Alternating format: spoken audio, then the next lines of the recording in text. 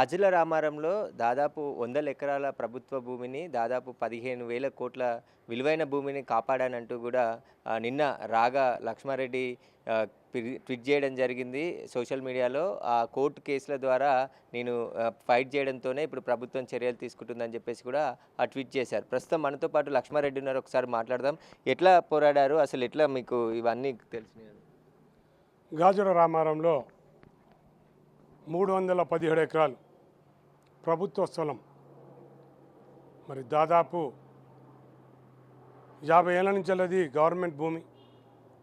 మరి ఈ మధ్యన చాలామంది మాదని భూమి దొంగ పత్రాలు సృష్టించుకుంటూ మరి చలమణవుతున్నారు. మరి పేదవాళ్ళ గురించి ఏమో చిన్న ఇల్లు కట్టుకుంటే, చిన్న రూమ్ కట్టుకుంటే మరి ప్రభుత్వం హైడ్రా అని చెప్పి పేదవాళ్ళని కూల్చేస్తుంది. మరి పెద్దబాబులందరూ కూడా ముఖ్యంగా షేర్లింగంపల్లి శాసనసభ్యులు మరి గాంధీ గారి ఫ్యామిలీ పేరు మీద, గాంధీ గారి పేరు మీద 11 ఎకరాలు మరి గవర్నమెంట్ ల్యాండ్ను 307 సర్వే నంబర్లో గాజుల రామారంలో ఈ మధ్యన నాలా ఛార్జెస్ కట్టి పర్మిషన్ పోవడం జరిగింది. అందుకు గాను మేము ఎంఆర్ఓకు, కలెక్టర్కి, ఆర్డీఓకు అట్లా మరి మున్సిపల్ అథారిటీస్ కూడా కంప్లైంట్ చేయడం జరిగింది. నేనే కాకుండా మరి గౌరవ శాసనసభ్యులు, కూకట్పల్లి శాసనసభ్యులు కృష్ణారావు గారు కూడా కంప్లైంట్ ఇవ్వడం జరిగింది. ఎన్నిసార్లు కంప్లైంట్ ఇచ్చినా పట్టించుకోలేదు. మేము ఆర్టీఐలో అప్లై చేసినాం. మరి 317 ఎకరాలు ఏదైతే గవర్నమెంట్ ల్యాండ్ ఉందో మరి పేదవాళ్ళని వదిలేయండి. పేదవాళ్ళు 50 గజాలలో, 100 గజాలలో ఎవరైతే ఇల్లు కట్టుకున్నారో వాళ్ళని వదిలేయండి.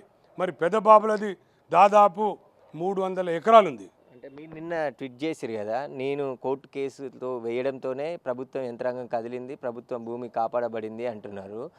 ఒకవైపు కేటీఆర్ ఏమో హైడ్రా ఇండ్లు కూలగొడుతుంది అని చెప్తున్నారు. వాళ్ళ నినాదానికి మీ నినాదానికి కొంచెం తేడా కనపడుతుంది. కేటీఆర్ గారు కానీ, కేసీఆర్ గారు కానీ, హరీష్ రావు గారు కానీ మరి బీఆర్ఎస్ హైకమాండ్ ఎవరైతే ఉన్నారో, బీఆర్ఎస్ నాయకులు ఎవరైనా ఎప్పుడే కానీ పేదవాళ్ళ గురించి ఆలోచిస్తారు.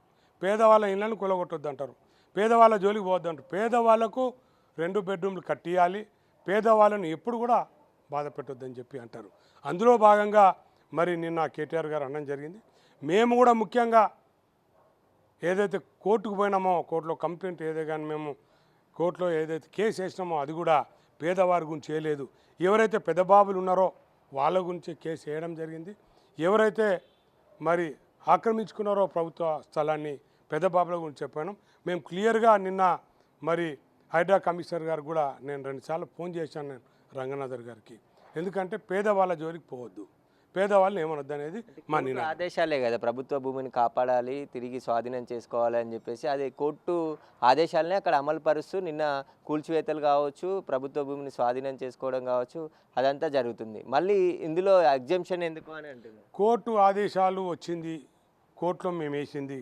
మీరు ప్లేన్ చూడండి ఒకసారి. గవర్నమెంట్ భూమిని కాపాడాలని అంటాం, పేదవాళ్ళ జోలికి పోవద్దని అంటాం. నిన్న కూడా పేదవాళ్ళ జోలికి ఏమైంది ప్రభుత్వం, ఈ హైడ్రా. కానీ పెద్దబాబుల జోలికి పోలేదు.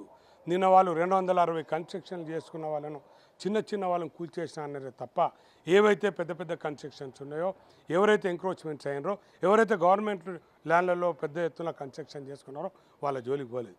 కావాలనేది రాజకీయం చేయడానికే పేదవాళ్ళ ఇల్లు మేము గులగొట్టించామంటున్నారు. అది తప్పు. మేము ఇప్పటికైనా చెప్తున్నాము. మరి కేటీఆర్ గారు కూడా చెప్పడం జరిగింది క్లియర్గా. మేము కూడా చెప్తున్నాం, పేదవాళ్ళు ఎవరైతే కట్టుకొని ఉన్నారో వాళ్ళకి తప్పకుండా ఎగ్జంప్షన్ వస్తుంది. పేదవాళ్ళని కూలగొట్టమని కూడా మరి హైడ్రా కమిషనర్ గారు చెప్పడం జరిగింది. అంటే ఎట్లా మరి ఇప్పుడు మొత్తం 15,000 కోట్ల భూమి అంటున్నారు, అందులో అన్ని రకాల వారు అంటున్నారు. మొత్తం ఎలాంటి చర్యలు తీసుకుంటే అది భూమి కాపాడబడుతుంది? మా ఉద్దేశం ఒకటే, మేము డిమాండ్ చేసేది ఒకటే, పేదవాళ్ళ జోలికి పోవద్దు. పేదవాళ్ళు అనేవాళ్ళు 20-25 ఏకర్స్లో ఉంటారు. దాని విషయంలో మరి హైడ్రా కూడా క్లారిటీ ఇచ్చింది పేదవాళ్ళ జోలికి పోమని.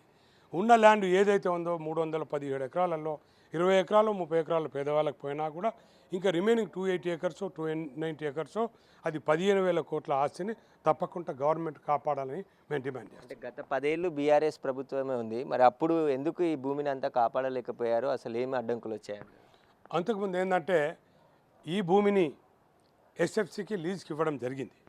మరి వాళ్ళు కూడా ఎస్ఎఫ్సి వాళ్ళు కూడా మాకు ఇది వద్దని చెప్పి రిటర్న్ చేయడం జరిగింది. దానిలో టెక్నికల్గా ఏంటంటే ఈ మధ్య కాలంలో ఎక్కువ కన్స్ట్రక్షన్లు వచ్చినాయి, ఇంతమంది కన్స్ట్రక్షన్లు రాలేదు. అందుకనే దీని విషయాన్ని మేము కోర్టు దృష్టికి తీసుకుపోవడం జరిగింది. అంటే కోర్టు పూర్తిగా స్వాధీనం చేసుకోవాలని చెప్పేసి కూడా ఆర్డర్స్ ఇచ్చినట్టుంది కదా, మరి ఎట్లా పేదవాళ్ళకి ఎగ్జామ్షన్? కోర్టు ఎప్పుడే కానీ గవర్నమెంట్ ల్యాండ్ ఉంటే అధీనం చేసుకోమంటుంది. కోర్టు ఆర్డర్ రాకముందే మరి హైడ్రా కమిషనర్ అక్కడికి పోయి రంగనాథర్ గారు మేము 15,000 కోట్ల ఆస్తిని కాపాడినామని చెప్పి ఆయన చెప్పుకుంటున్నాడు. మరి ఆయన కాపాడిండా కాపాడలేదా కోర్టు ఆర్డర్ కూడా ఇంకా వచ్చేది ఉంది, ఇంకా క్లారిటీ రాలేదు. తప్పకుండా కోర్టు కూడా ఆ ఆస్తిని గవర్నమెంట్ ఆస్తిని కాపాడాలని చెప్పి డైరెక్షన్స్ ఇస్తాను మేము అనుకుంటున్నాం. అయితే మేము పేదవాళ్ళ జోలికి మాత్రం వెళ్ళొద్దు, కేవలం అక్కడ ఉన్నటువంటి బడా వ్యాపారస్తులు కావచ్చు, బడా రాజకీయ నాయకులకు సంబంధించిన ఆస్తులను స్వాధీనం చేసుకోవాలని చెప్పేసి కూడా కోర్టుకు వెళ్ళాము. కానీ పేదవాళ్ళు ఉన్నది కేవలం 20-25 ఎకరాల్లో ఉన్నారు. మిగతాదంతా కూడా బడా వ్యాపారులు, బడా రాజకీయ నాయకులకు సంబంధించిన కట్టడాలు అక్కడ ఉన్నాయి. వాటిని తొలగించాలని చెప్పేసి కూడా మేము కోరుతున్నాము. ఒకవేళ పేదవాళ్ళ ఇల్లు కోల్పోయినా వారికి డబుల్ బెడ్రూమ్ ఇల్లు కేటాయించాలని చెప్పేసి కూడా డిమాండ్ చేస్తున్నామని చెప్పేసి కూడా రాగిడి లక్ష్మారెడ్డి చెప్తున్నాడు. కెమెరాన్ వంశీతో సురేష్, బిగ్ టీవీ, హైదరాబాద్.